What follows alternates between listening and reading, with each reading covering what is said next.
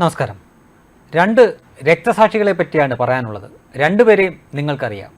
ഒന്ന് മഹാരാജാസിൻ്റെ അഭിമന്യു കൊല്ലപ്പെട്ടിട്ട് 6 വർഷമാവാറായി. ഒരു ജൂലൈ 2-ന് 2018 അഭിമന്യു എന്ന ചെറിയ പയ്യൻ കൊല്ലപ്പെട്ടത്. ക്യാമ്പസ് ഫ്രണ്ടുകാരാണ് വിളിച്ചു വരുത്തി SFIക്കാരനായ അഭിമന്യുവിനെ കുത്തിക്കൊന്നത്. തുടർന്ന് എത്ര പ്രതികളെ പിടിച്ചെന്നോ തൊണ്ടി വിസാധനം അഥവാ തൊണ്ടി മുതൽ കണ്ടെടുത്തെന്നോ ഒന്നും പൊതുജനങ്ങൾക്കറിയില്ല. ആ പ്രതികൾക്ക് ശിക്ഷ കിട്ടിയോ എന്ന് ചോദിച്ചാലും പലർക്കും അറിയില്ല. എന്നാൽ അവർക്കാർക്കും ശിക്ഷ കിട്ടിയില്ല. ആ കേസൊരു അവസാനവട്ട വാദ പ്രതിഭാഗത്തിലേക്ക് പോലും പോയിട്ടില്ല എന്നാണ് അറിയാൻ സാധിക്കുന്നത്. എന്നാൽ അഭിമന്യു എന്ന ഈ പാവം പയ്യൻ, തമിഴ് പശ്ചാത്തലമുള്ള ഈ പാവം പയ്യൻ കൊല്ലപ്പെട്ടതിന് ശേഷം അവൻ്റെ പേരിൽ സിനിമ വരെ ഇറങ്ങിയിട്ടുണ്ട്. മാത്രമല്ല, എറണാകുളം ജില്ലയിൽ മാത്രം CPM പിരിച്ചെടുത്തത് ബക്കറ്റിലൂടെ പിരിച്ചെടുത്തത് ഏതാണ്ട് 3 കോടിക്ക് മുകളിലുള്ള തുകയാണ്.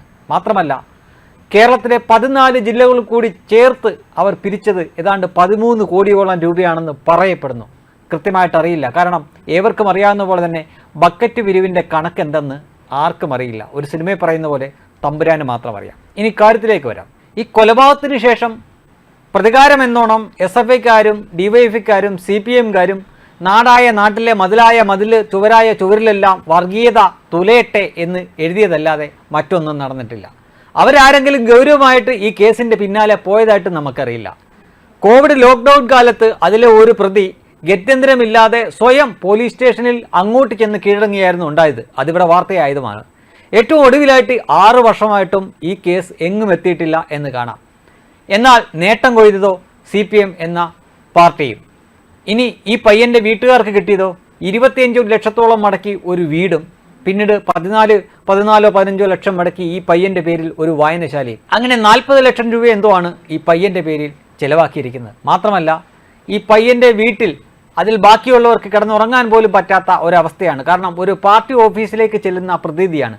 അവിടെ ചുവരിൽ നോക്കിക്കഴിഞ്ഞാൽ ഈ പയ്യൻ്റെ അടക്കമുള്ള പാർട്ടി നേതാക്കളുടെ ഫോട്ടോകളും മറ്റുമൊക്കെയാണ്. പിന്നെ വർഷാവർഷം അഭിമന്യുവിൻ്റെ കൂട്ടുകാർ അഭിമന്യുവിൻ്റെ ഓർമ്മ ദിവസം ആ വീടിന് മുന്നിൽ വന്ന് ആഘോഷ പരിപാടിയും മറ്റും നടത്തിപ്പോകുന്ന ചില സംഗതികളും മാത്രം.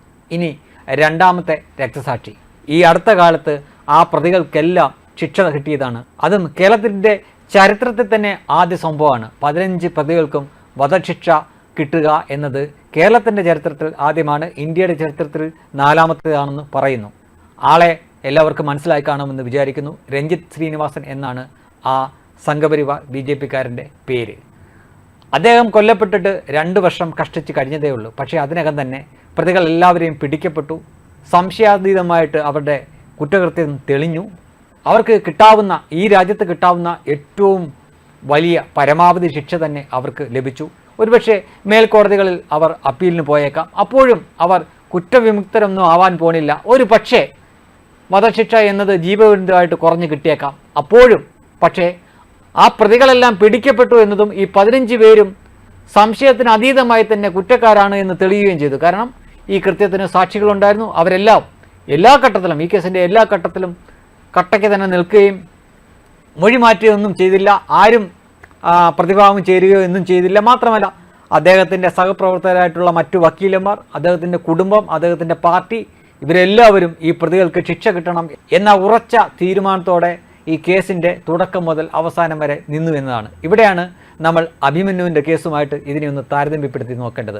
6 വർഷമായിട്ടും കുറ്റവാളികളിൽ ചിലർ സ്വയം പോയി പിടികൊടുത്തതല്ലാതെ ആ കേസിൽ ഉൾപ്പെട്ട എല്ലാവരെയും പിടിക്കാനോ അതിൻ്റെ ഗൂഢാലോചന എന്താണ് എന്ന് വെളിവാക്കാനോ ഇവിടുത്തെ സർക്കാരിനും പറ്റിയിട്ടില്ല, പാർട്ടിക്കും പറ്റിയിട്ടില്ല, അവരുടെ വക്കീലന്മാർക്കും പറ്റിയിട്ടില്ല എന്ന് കാണണം. അവിടെയാണ് ഏറ്റവും വേഗത്തിൽ ഒരു കൊലപാതകം നടന്നിട്ട് 2 വർഷം കഴിഞ്ഞപ്പോൾ തന്നെ തൊട്ടടുത്ത ദിവസങ്ങളിൽ തന്നെ അതിൻ്റെ വിധി വന്നത് നമ്മൾ കണ്ടു. അപ്പോൾ CPM എന്ന പ്രസ്ഥാനം ഈ രക്തസാക്ഷികളെ ഏത് രീതിയിലാണ് കാണുന്നത് എന്ന് നോക്കുക. അവർക്ക് കോടികൾ കൊയ്യാനുള്ള ചില ഉപകരണങ്ങൾ മാത്രമായിട്ട് ചില അപ്പാവി പാവപ്പെട്ടവരെ ഉപയോഗിക്കുന്നതാണ് എന്ന് കാണാം. അവിടെയാണ് മറ്റ് രാഷ്ട്രീയ പ്രസ്ഥാനം, അതായത് BJP തന്നെ നോക്കുക. ഇങ്ങനെയൊരു ദാരുണമായ സംഭവം നടന്നു. കൊല്ലപ്പെടേണ്ട ആളെയല്ല രഞ്ജിത്ത് ശ്രീനിവാസൻ എന്ന വ്യക്തി. കാരണം അദ്ദേഹം ഒരു പെറ്റി കേസിൽ പോലും ഇതിനു മുമ്പ് ഉൾപ്പെട്ടിട്ടുള്ള ആളല്ല. പകരത്തിന് പകരമെന്നോണം കണ്ണിൽ കണ്ടവനെ കൊല്ലുക എന്ന കിരാതമായ നടപടിയായിരുന്നു അന്ന് PFI കാട്ടിക്കൂട്ടിയത്.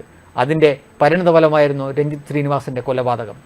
എന്തായാലും ആ പ്രതികൾക്ക് പരമാവധി ശിക്ഷ വാങ്ങിക്കൊടുക്കാൻ അദ്ദേഹത്തിൻ്റെ കുടുംബവും അദ്ദേഹത്തിൻ്റെ സുഹൃത്തുക്കളും അദ്ദേഹത്തിൻ്റെ പാർട്ടിയും ഒപ്പം നിന്നു എന്ന് കാണാം. ഇവിടെയാണ് ആ വ്യത്യാസം നമ്മൾ മനസ്സിലാക്കേണ്ടത്. പാർട്ടിക്ക് വേണ്ടിയിട്ട്, SFIക്ക് വേണ്ടിയിട്ട് ബലിയാടായതാണ് അഭിമന്യു എന്ന മഹാരാജാസിലെ ആ പയ്യൻ. അവൻ ദാരുണമായ രീതിയിൽ കൊല്ലപ്പെട്ടിട്ട് പോലും അവൻ്റെ പ്രതികൾക്ക് ശിക്ഷ വാങ്ങിക്കൊടുക്കാൻ പോലും ആർജവം കാണിക്കാത്ത ഒരു പ്രസ്ഥാനമാണ് അവൻ്റെ കൂടെയുള്ളത് എന്ന യാഥാർത്ഥ്യം എല്ലാവരും മനസ്സിലാക്കണം. വെബ് ഡെസ്ക് കർമ്മ ന്യൂസ്.